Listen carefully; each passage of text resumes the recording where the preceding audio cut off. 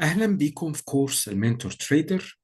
هنكمل مع بعض سلسلة التحليلات بتاعت النهاردة 19/3 2026. بس قبل ما نبدأ بشجعكم واستخدمي الأجازة الجاية دي بشكل صح. ابتدوا الكورس بتاع المنتور تريدر. أنا عامل دلوقتي اوفر في الأجازة دي إن كورس أساسيات التريدينج فور فري ببلاش. فتواصل دلوقتي معايا، هتلاقي البيانات موجودة في الديسكريبشن تحت الفيديو. تواصل معايا، ادخل على السايت المنتور تريدر دوت كوم، ابعت لي ايميل، ادخل على قناة التليجرام المنتور تريدر كورس، ادخل على قناة التيك توك اليوتيوب ايا كان، ادخل على قناة الواتساب. تواصل معايا وقول لي انا عايز ابدأ فورا كورس المنتور تريدر لأساسيات التداول فور فري ببلاش. طيب، يلا بينا على طول نبدأ في تحليلات النهاردة. طيب، خلينا نبدأ خلينا نبدأ مع بعض بالذهب. آم، زي ما انتوا حضراتكم عارفين، ان حصل سقوط النهارده شوية في سعر الذهب نتيجة البنك الفيدرالي وهكذا. فخلينا نطبق عملي سريعا. الحدود السعرية بتاعتنا، الحد العلوي بتاعنا هو ال 5016.95 آسف، 5016.95. زي ما انتم شايفين اهو، انا برسم لحضراتكم. ده حد قوي جدا مقاوم للسعر. شايفين السعر عمال يخبط فيه لغاية لما عند النقطة دي دخل البائعين بقوة وزقوا السعر في هبوط جامد زي ما انتم شايفين. فإذا هذا الحد العلوي قوي جدا. لو حصل والسعر كسر وأغلق بشكل إيجابي، طبعا فوق هذا الحد صفقات شراء باي. الحد الوسطي بتاعي هو ال 4911.96 شراء وبيع. الحد السفلي بتاعي هو 4806.98 أسفله صفقات بيع سل، صفقات سل. طيب، جميل جدا جدا جدا. يلا نروح على الجيرمان 30، أعلى 30 شركة في السوق الألماني اللي بتلعب في السوق. نفس الفكرة لو خدتوا بالكم، الحد العلوي هنا واخد تقريبا شبيه شكل الذهب، بس خلينا ناخده بشكل منفصل.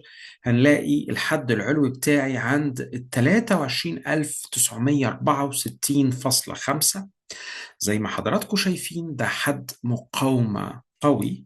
برضو السعر طلع خبط وقعد ينزل ويطلع لغاية لما ارتد بقوة لأسفل. أعلى الحد ده صفقات شراء باي. الحد الوسطي بتاعي هو ال 23544.2 شراء وبيع. والحد السفلي بتاعي هو ال 23121.2 أسفله صفقات بيع سل. حابب أأكد تاني، مش كفاية إن فقط السعر يكون واصل لحد سعري معين فيلا نشتري ويلا نبيع. لا، لازم تتأكد من الاتجاه العام للسوق، وكمان لازم تتأكد من المتوسطات السعرية وضعها ايه. وطبعا بأكد على نقطة الأخبار، عشان كده هتتعلم في الكورس ازاي تتأكد من أوقات الأخبار وتخلي بالك، لأن بتبقى في تحركات عنيفة جدا للسوق. طيب، خلينا نروح للجي بي بي جي بي واي.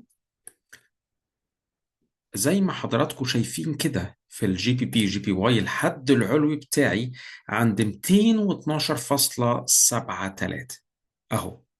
سعر لمسها ونزل بقوة شديدة إلى أسفل، إذا أعلاها صفقات شراء باي.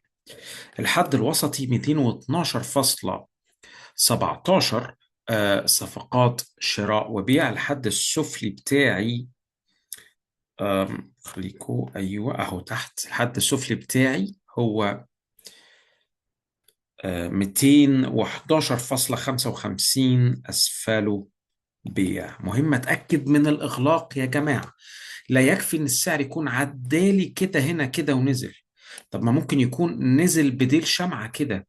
هل ده إغلاق إيجابي؟ لا. فدايما نتابع الأمر ده. طيب.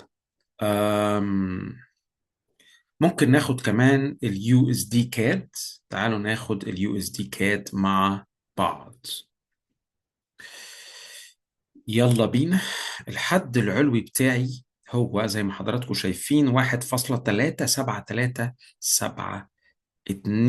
أعلاه هو صفقات باي شراء. وزي ما انتم حضراتكم شايفين الفيديو ده هو بيتعمل دلوقتي، السعر فين؟ بيتلاعب اهو تحت هنا. طيب. حد الوسطي بتاعي هو 1.3711 صفقات شراء وبيع. الحد السفلي بتاعي اهو حددناه من الدعم القوي للاسعار زي ما انتم شايفين، وعلمت لكم السعر بيدعم ويطلع، يدعم ويطلع، يدعم ويطلع بقوه. فاذا هذا هو مستوى قوي لدعم السعر 1.3686. ان حصل وكسروا السعر يبقى اسفله ايه؟ صفقات بيع. أتمنى ليكم كل توفيق. بفكركم تاني مهم نلتزم بإدارة رأس المال، إدارة المخاطر. استغل فترة الأجازات، تواصل معايا وقول لي أنا عايز أبدأ كورس المنتور تريدر لأساسيات التداول. أنا عامل لفترة محدودة إن الكورس ده ببلاش. لو سمحت لو سمحتي استغلوا الفرصة دي. شكرا جدا لحضراتكم.